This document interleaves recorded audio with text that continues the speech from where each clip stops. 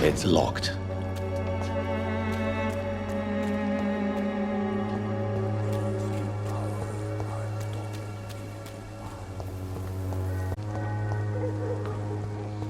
Joe, please, I don't have your money. Come on, Barrett, you know the game. You pay for peace of mind.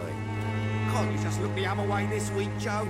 Come on, we can sort it out, right? It's not my call, Barrett. You pay one way or another. Please, Joe. How long have we known each other? We even used to be neighbours, for Christ's sake. I'd prefer not to give you another beating, Barrett.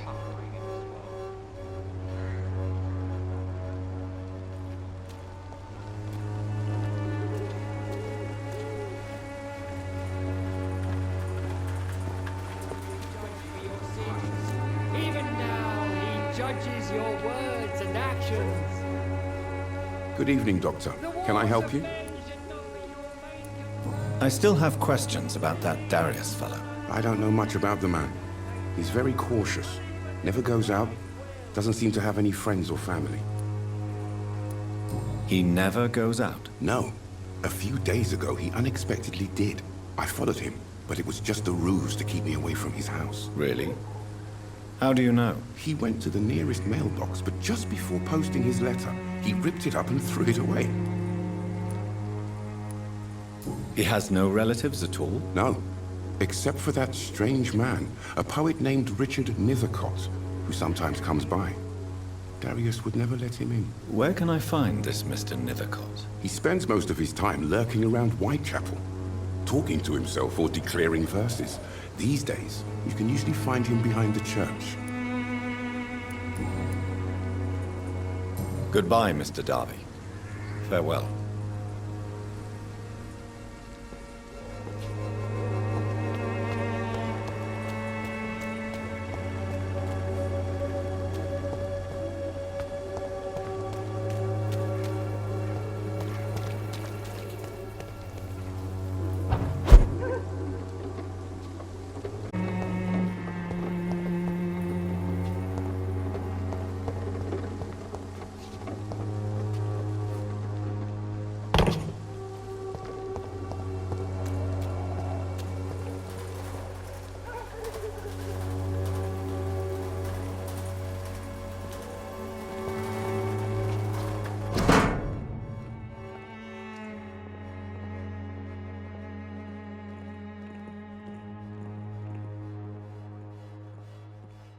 The content of Darius' letter to his children could give me more leverage to enter.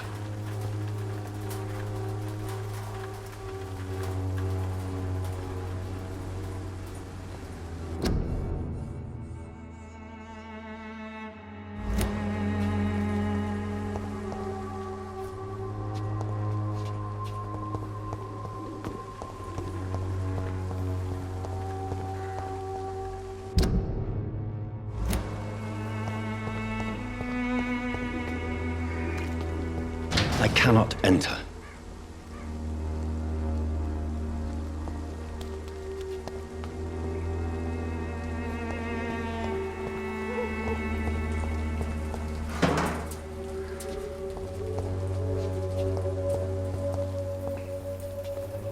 Good evening, miss. I'm Dr. Reed. I'd like to ask you a few questions. I know what you're thinking. A tall stranger who meets a girl in the street at night. It reeks of the penny dreadfuls. But I mean you no harm, truly.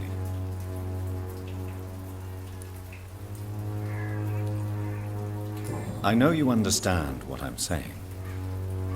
Your silence has nothing to do with you being mute, does it?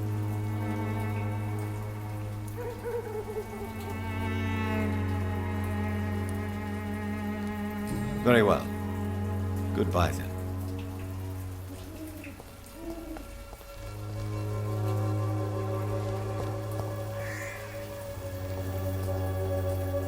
Hello again, miss. Very well. Goodbye, then.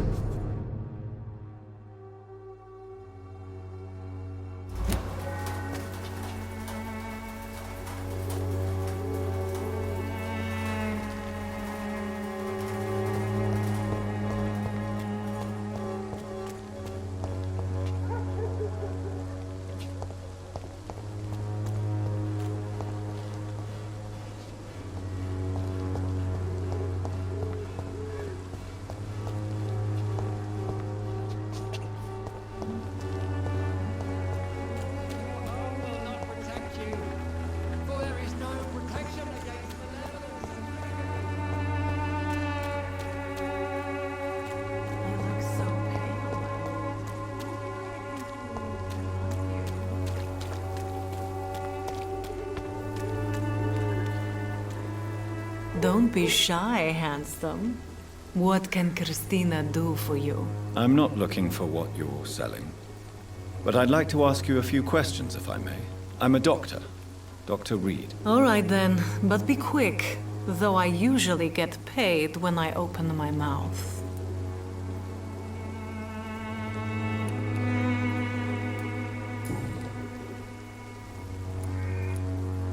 Clayton Darby claims he will expose the crisis in Whitechapel to all of London. Do you believe him? I believe Clayton's courage will erode with time, until he finally leaves Whitechapel to start another fight somewhere else. Are you talking from experience? I've seen your type come here to get a good fuck in a cheap room or a dark alley before going back to their fancy houses in the West End. Why this skepticism? How can you speak about starvation if you've never been hungry? Or about poverty? Or anything else you have never suffered from? Christina, have you been examined?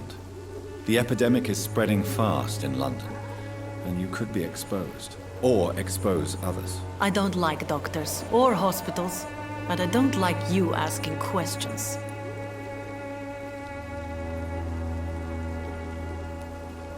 Considering your line of work, I assure you it is only a matter of time before you have health issues. If it is going to happen, it will happen. Right now, I need money. That's what's important. You can put your own life in danger, that's your decision. But what about your clients? If you're contaminated, you will put them in danger too. And you think that would worry me? If you knew the men I deal with, their health would not be what you'd worry about.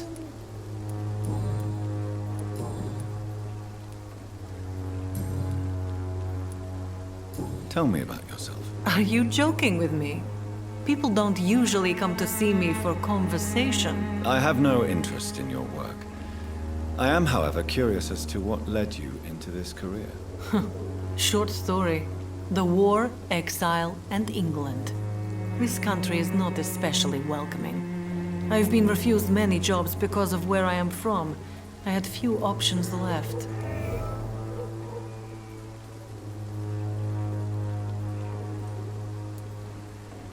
I always thought I was the master of my own fate.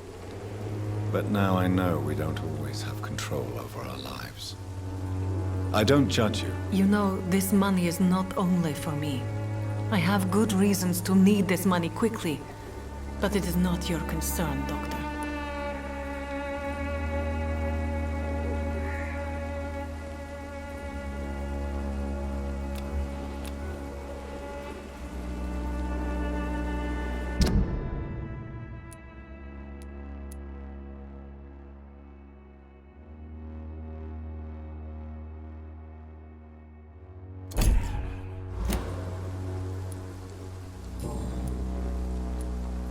Do you know Nurse Dorothy Crane from the Pembroke Hospital? Anything you can tell me about her would be helpful. I don't know her, but I know her name is Dorothea Crăciunescu. She came from Romania like me and many others. You seem to respect her. Dorothea helps the sick people of Whitechapel. Everyone should respect that. Goodbye, miss. Take care of yourself as best you can.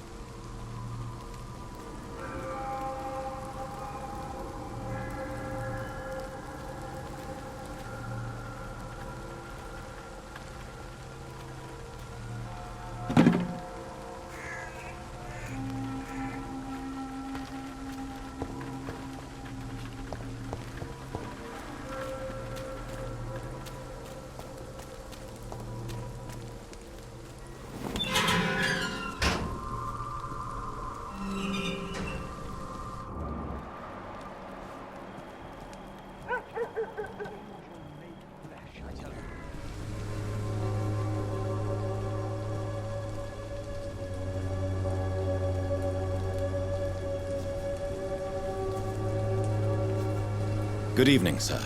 I'm Dr. Reed. I would like to ask you a few questions. Please be my guest.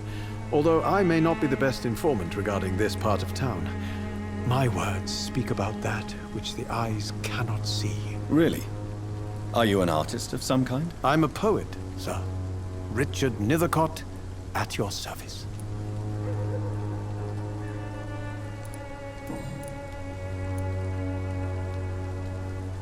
May I ask what you're doing at this hour of night, sir? Do you live here? Not at all. I'm just enjoying the pleasure of a quiet walk. Though night talks are always preferable, if you ask me. Especially with strangers. But are you not afraid of the epidemic? Oh, why should I? I see some equity in the Spanish flu. No flesh should be saved, say the scriptures. Good or evil, rich or poor, all are equal in the eyes of the flu. If you say so. But as a physician in a time of epidemic, I must caution you to avoid unnecessary exposure, sir. Thank you, Doctor. But we both know the seeker of truth has to go boldly where the weak dare not. What are your thoughts on the terrible situation in this city? Terrible, you say? No. Of course, the death of so many innocents is a tragedy. But the scourge has not been all bad for the city. Oh, no, sir. What are you talking about? Do you remember London before the flu? Noisy, cacophonic, quiet nowhere to be found. And now, listen to this oddly peaceful silence. Yes. The enjoyable silence of the grave. You have a unique perspective on the situation, I must admit. Most people fail to understand my perspective. I don't blame them. But how could I call myself a poet if I veiled my feelings?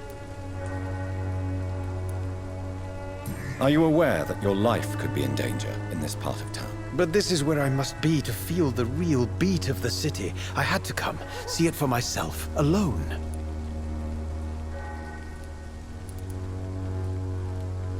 I understand your need for solitude, but it's not safe around here. I don't care. I don't have many friends, Doctor, and my family despises me. If some misfortune came upon you, who would be here to help you? Well, you for a start, my dear Doctor.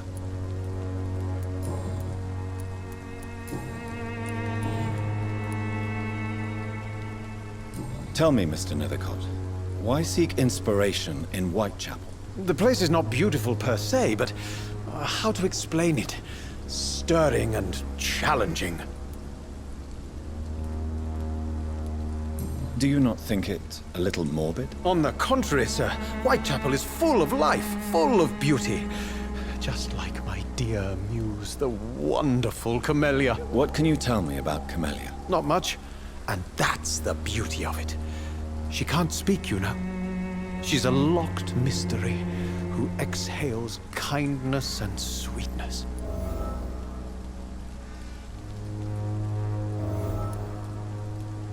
Perhaps you're just afraid to find out the truth about your muse. One day, perhaps, I'll ask her to come with me. But will she still be my wild flower of Whitechapel if she moves uptown? And have you ever tried to learn more about her?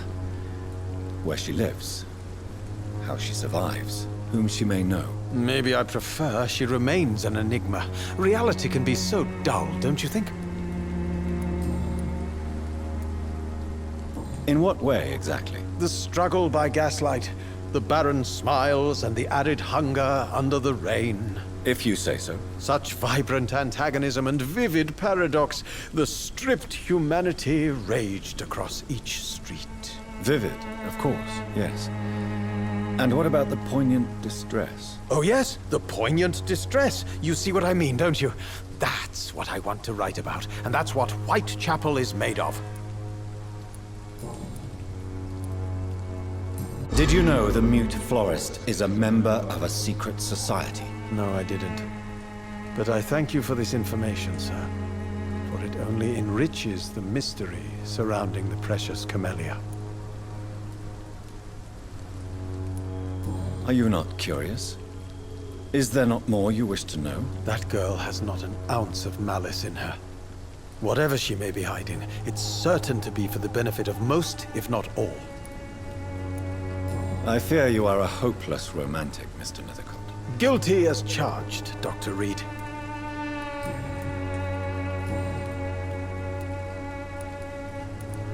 May I ask you a few questions about the district? Extraordinary part of town, is it not? I'll be glad to help you, if I can. I'm looking for Dorothy Crane, a nurse who lives in this vicinity. Dorothy Crane. Oh, I love the name. The Crane of Whitechapel. Sounds very mysterious. But, sorry, no, never heard of her. What can you tell me about an old man called Darius? Darius Petrescu? Yes, I know him. At first, I thought he was only a small publisher. I invited him to publish my work, but his reaction was pretty clear. Not interested in your talent? Darius is an old political activist who takes delight in printing tracts and lampoons. Those communist activities only require mediocre writing skills.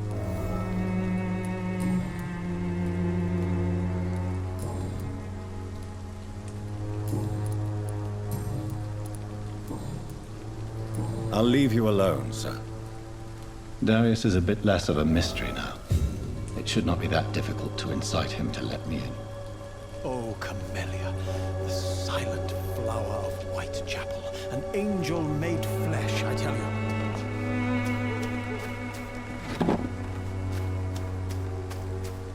Some of us come to this world already touched by grace.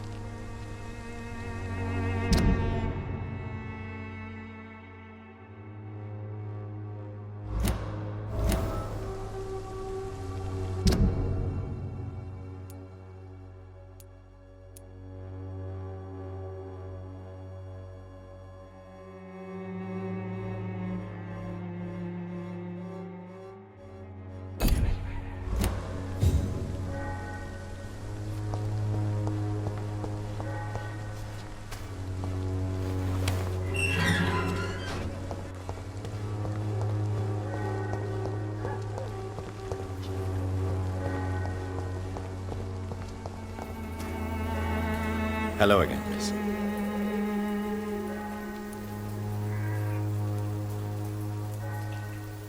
Tell me about Richard Nethercott.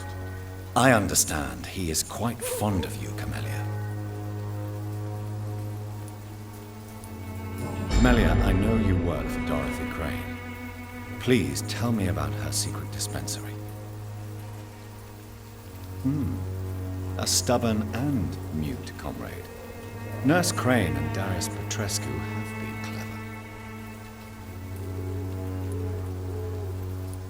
clever. Very well. Goodbye then.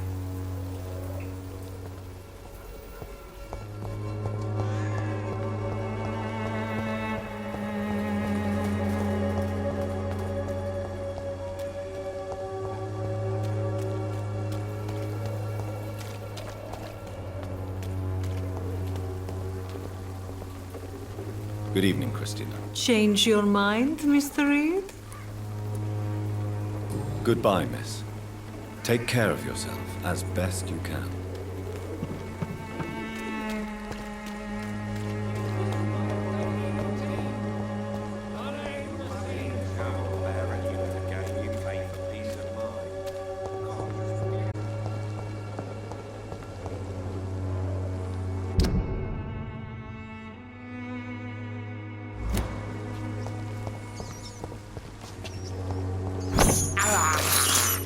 I can't believe I'm doing this.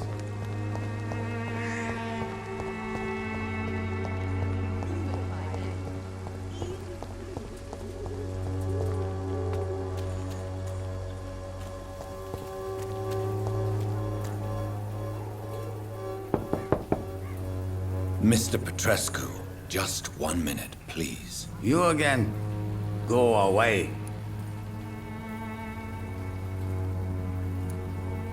Sir, wait. Stop this nonsense. I know Nurse Crane is here. Shall we speak man to man, you and I? All right. Speak up. Don't you see we're on the same side? We fight to help the poor, sick, and abandoned. I'm nothing like you, Mr. Doctor. Yes, you are. You too believe in providing medical care without charge. You know what we have to sacrifice to make the world a better place. I have to admit your words have conviction. All right, I'll let you see Dorothea. Don't make me regret this, though.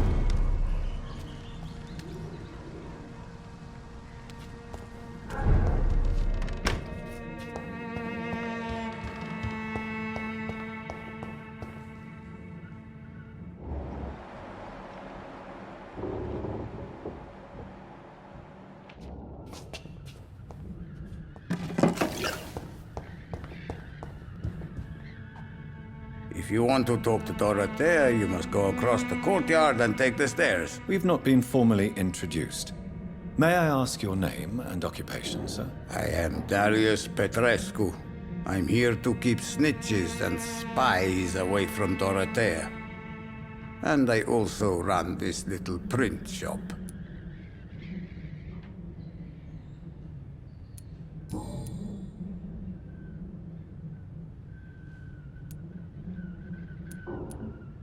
Did you refuse to publish Richard Nethercott's previous works, Darius? Yes, his manuscript is as pompous as he is starched. Now there's a man who loves the sound of his own voice. You could have told him so. As a great writer recently said, politeness is the most acceptable hypocrisy. So Dorothy's real name is not Crane. Like myself and many people in this area, Dorothea is from occupied Romania. That's all you need to know. She seems important to the community. More than you can imagine. The West End does not want to hear of Whitechapel's misery. Dorothea is one of the few doing something about it. Tell me everything you know about Camellia, the mute florist. I do not believe in the afterlife, Doctor, but I'm almost convinced Camellia is an angel. She volunteered to give out our medical leaflets. Are you not worried for her safety? She is as brave as she is tough, and clever, too. If only I had met her when I was younger. Are you in love with Camellia, Mr. Petrescu? Don't be stupid. If I had met her when I was younger, we could have won our revolution. Who is she, really? Do you know where she's from? She's not from around here, that's all we know. Camellia is not even her name. It's her favorite flower. You say she has no close family? Well, there's that awful poet who constantly follows her around like a lost puppy. A good man for sure, but a very poor writer.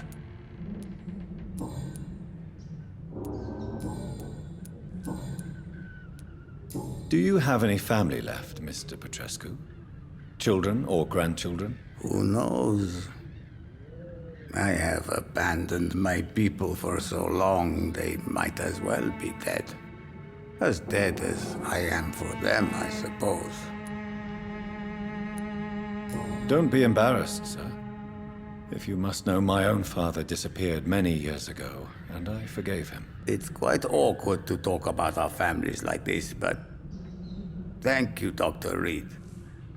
I appreciate your trust. This war won't last forever.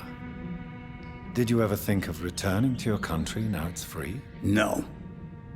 I have taught strength and determination to my sons and daughters. I'm an old, dying man who only has memories of better times to cherish.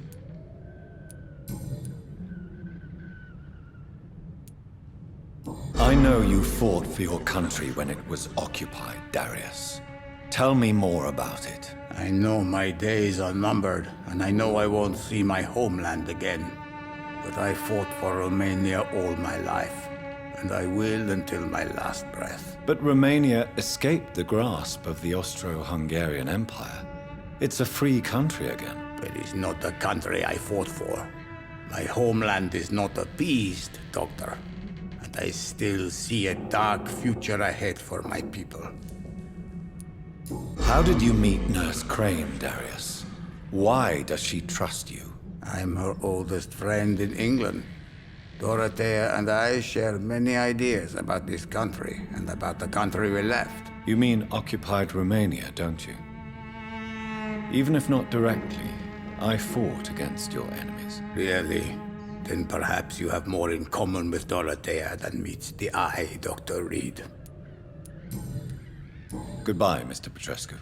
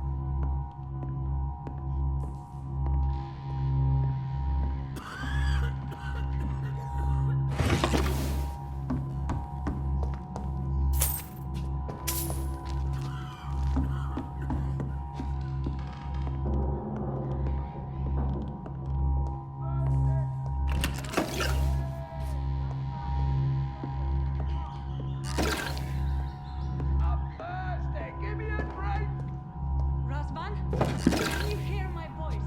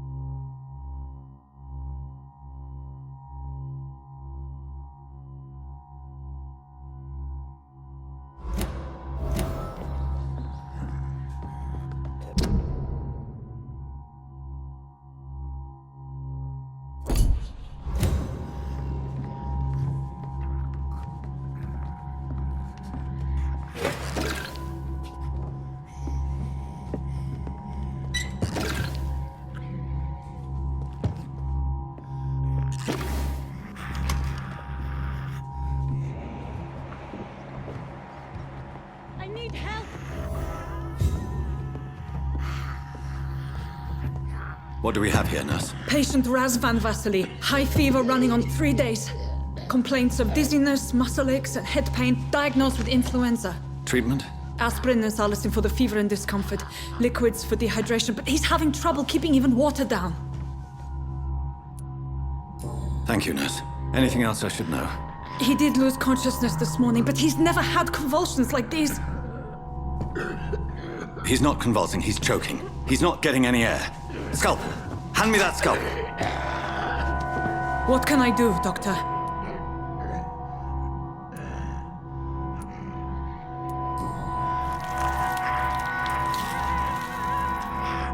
I need to perform a tracheostomy. Short pipe. That rubber tube will do. We're going to cut a passage for air through the neck. Yes, Doctor. He's breathing again, but he's coughing up blood. Internal hemorrhaging. I need to make another incision into the chest cavity to drain the fluids from the lung. Prepare another tube. A thoracostomy. Doctor, we've nothing to fight the infection. We need an aseptic environment. Right then, Nurse Crane. What do you suggest we do? I've no idea. I'm not the doctor. Time is of the essence. We need to perform a thoracic drain. Yes, doctor.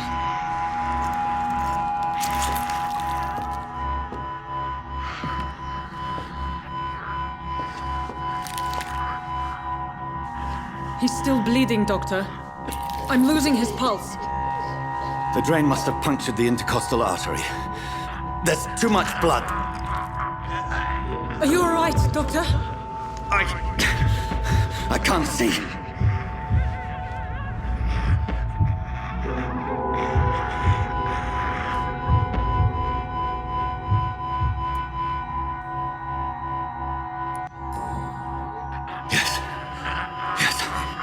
I have this, nurse. Allow me to finish the procedure alone.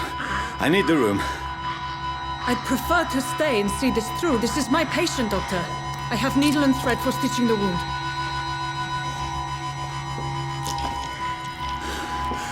Good. The stitches are holding. How's he doing? We're losing him. We've lost his pulse. He's dying, Doctor!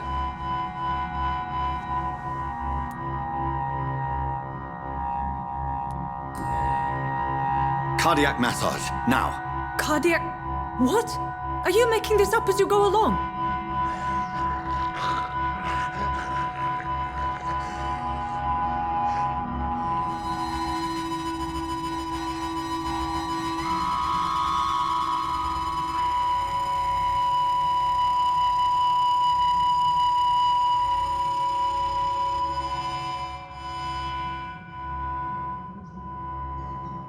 We've lost the pulse.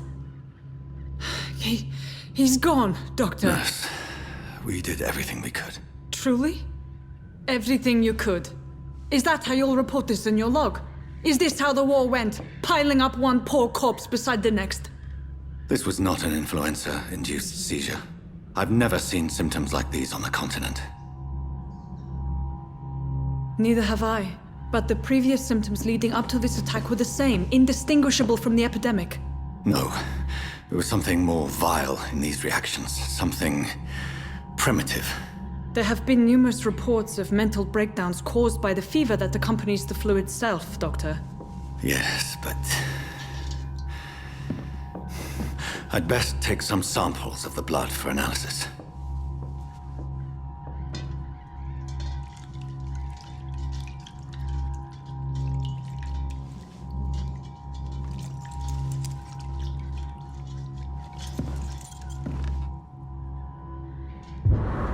I doubt you're here to test my bedside manners.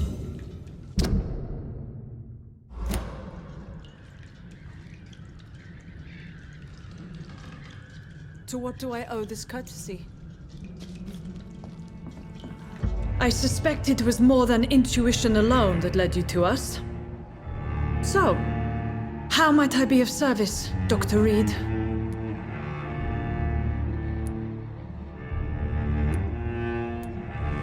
Your heart might be in the right place, but you can't carry on with this blackmail. For God's sake, Dorothy, it's extortion. It's a serious crime. Doctor, you think your warnings scare me? I've stolen and plied, blackmailed and lied, but what else am I to do? I'm all these people have.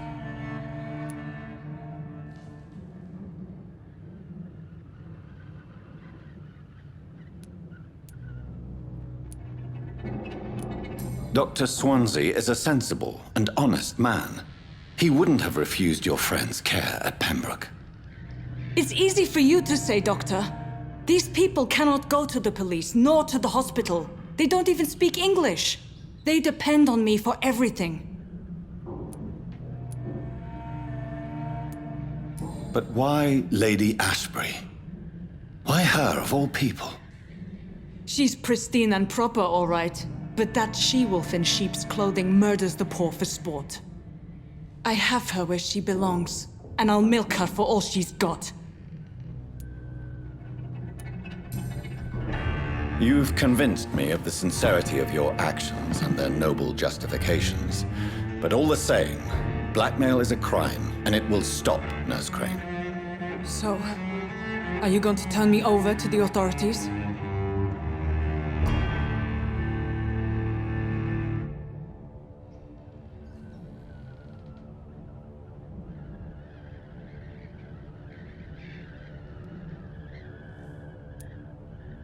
Listen very carefully, Dorothy. You will erase from your memory everything you pretend to know about Lady Ashbury and Pembroke Hospital. Let that rich bitch off the hook over my dead Nurse body. Crane, enough. Listen as if your life depended on every word. I know you've a generous heart who gives freely to those in need, but you shall walk away from the shadier streets of your business. I will never abandon... Dorothy, the discussion has come to a close. Your clandestine activities in the Resistance are over. Let it go. I'll let it go. Yes. All gone.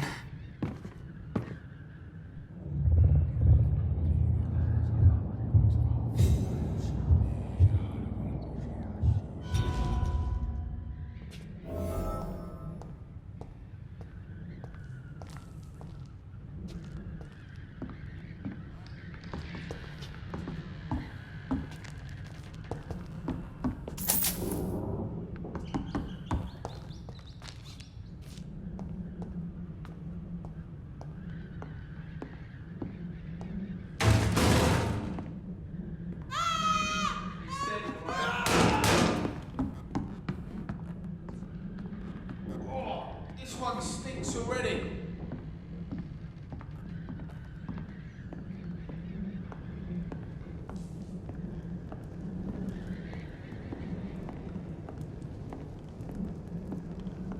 A leech! A leech!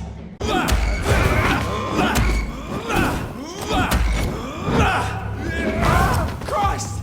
He's dead!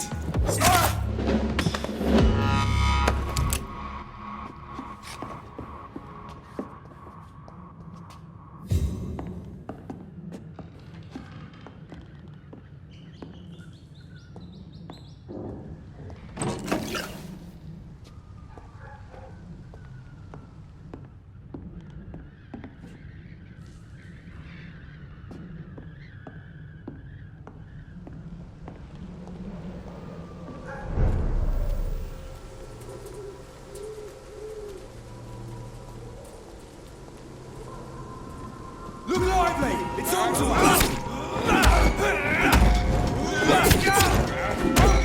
It's on him! He's on him!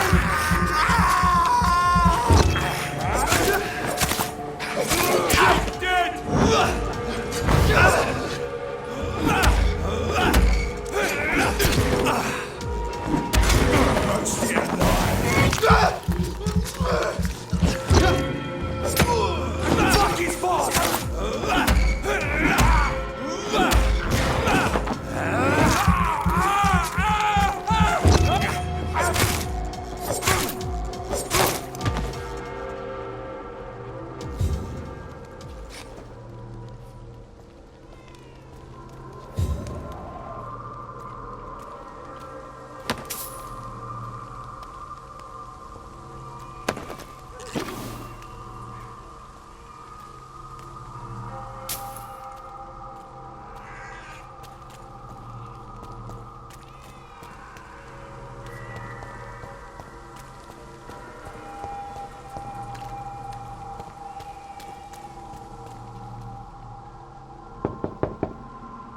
Hello, Mr. Petrescu. Hello, Dr. Reed. Come on in.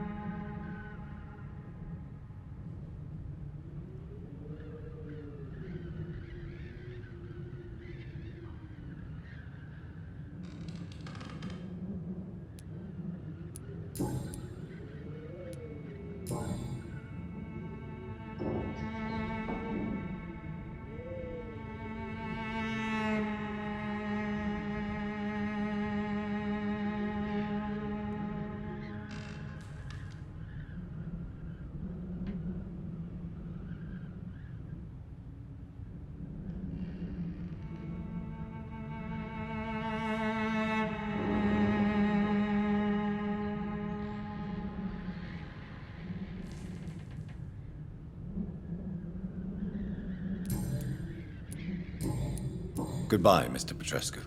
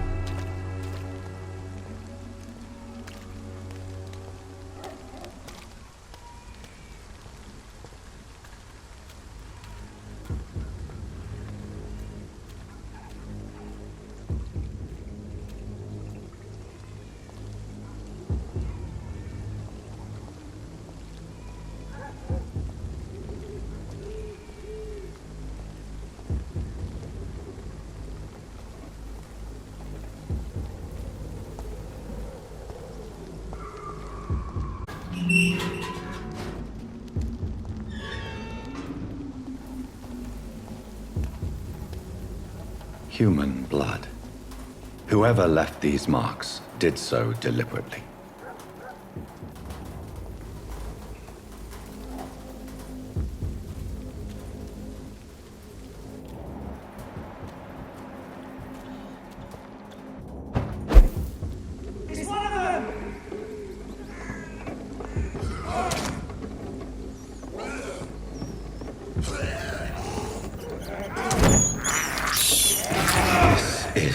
Despicable.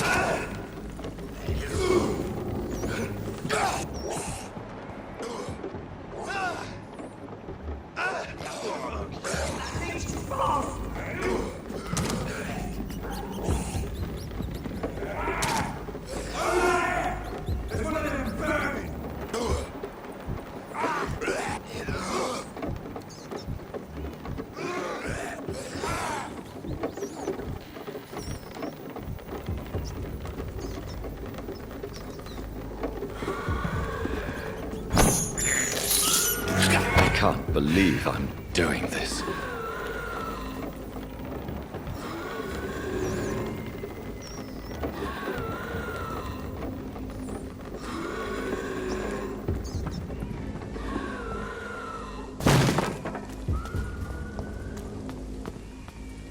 Kill him, boy! Vermin! Burn him, boys!